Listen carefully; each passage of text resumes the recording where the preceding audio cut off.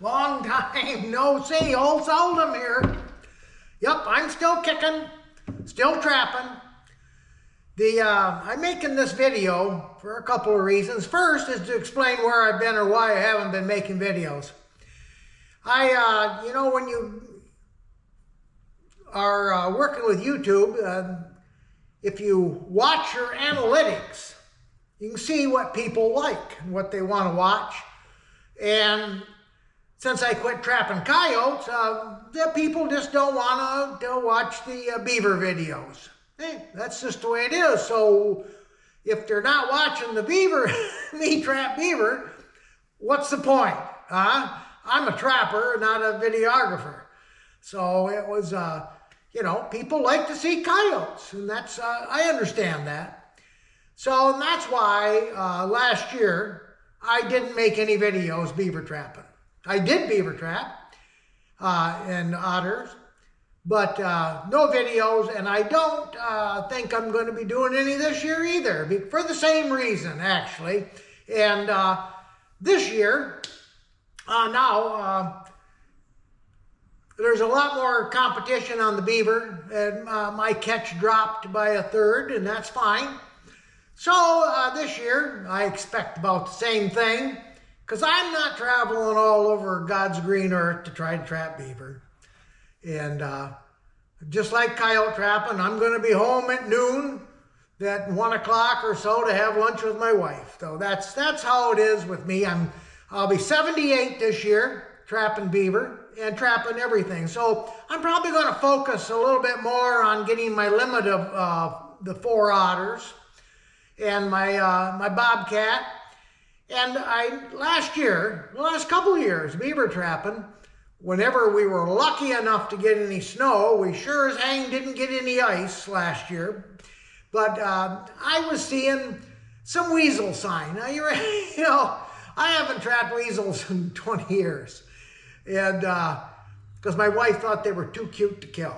But irregardless, it's something I enjoy doing, so I'm going to do it. And I posted a video of my old setup, and it was pretty cobbled up, but it really worked. It worked good. So this year, in preparation for trapping weasels, I made a bunch of more boxes and kind of refined them a little bit. Refined my weasel tip-ups is what they are. My tip-up boxes are, and so I've done that. And I'll show you what I did, and it's on the same principle as what you see in the other video, just that it's updated and a little better quality of equipment to do. So we've already talked about about why my videos are few and far between. So now let's talk about my box. And as you can see, it's similar. There's still tip-ups, and I'll show you why. Anybody can make the box. I made the box wider than some people. Some people make it just wide enough to fit the trap. I got no wrist. The wrists are froze, so I need to have some finger room down inside, so they're a little wider. But the trap is held with 2 pins, just so it's in the same place every time, and that has to do with my trigger. So let me show you. All right, my boxes are made with a simple pivot screw right there, and all I did here is I had some knobs. 1/4-inch thread, so I welded some screws to them, and to make it easier with gloves on instead of a screwdriver.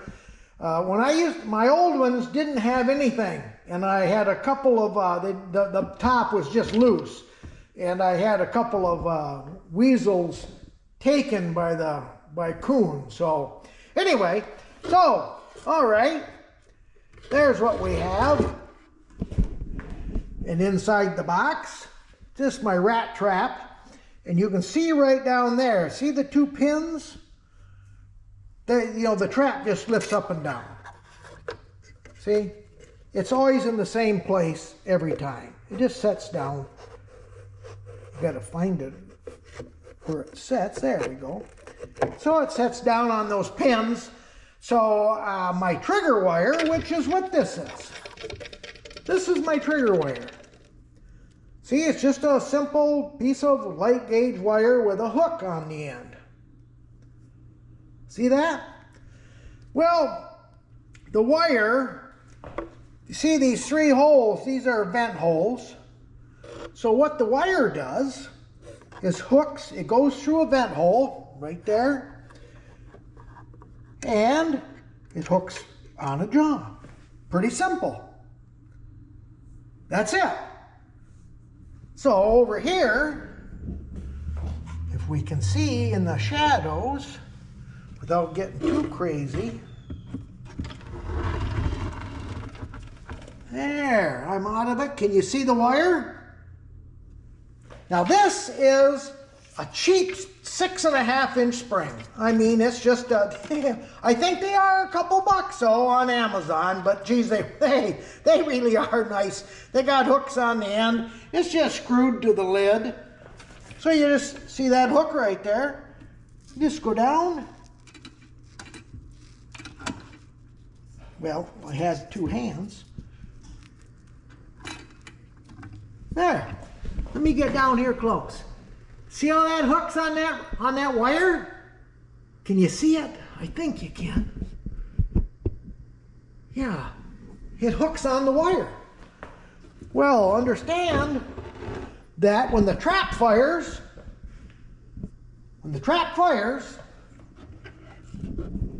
it pulls the wire. Yeah. So here, close her up. See, she's hooked on there. Stick a piece of styrofoam in her. And there's my Weasel tip-up. My new and improved design. My Weasel tip-up. So, it's pretty simple. This is a pretty simple deal. Not rocket science. You know, just fun to play around with. But that... yeah. And then there's the wire. It isn't no big deal. You know, if you need tension on it, you just bend the wire up. But yes. So that's the whole thing of it right there. Trap and a wire in a spring. Well, that's it. That's all I got to show you. Hope it gives you some ideas. Maybe the young people. You can get some young people interested in a project of building these things that don't take much at all, you know, and it's a lot nicer setup than my old one. So that's what happens when you have lots more time to think. But anyway, hey, by the way, I've got wax dirt, wax sand to sell. I've also selling, and I've sold some of my no dead zone traps. Some, you know, you can buy them with or without a drag. It's $25 each. You pay the shipping.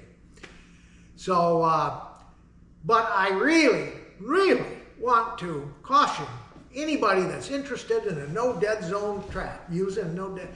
You please go back and watch my earlier videos of the no dead zone before you spend the money. You know, 25 bucks is about $10 or more off Kim's price. So, but they're all dyed and waxed and ready to rock and roll. But I want you to know about these traps before you buy them. There should not be any surprises if you watch my videos. That's it. So anyway, listen, have a great day. I don't know if I'm going to see you again on YouTube. This was just kind of a special thing, and I thought I would yeah, you know, get the young people, if we can, making these, you know. So anyway, later. See you later. Bye now. Good luck this year.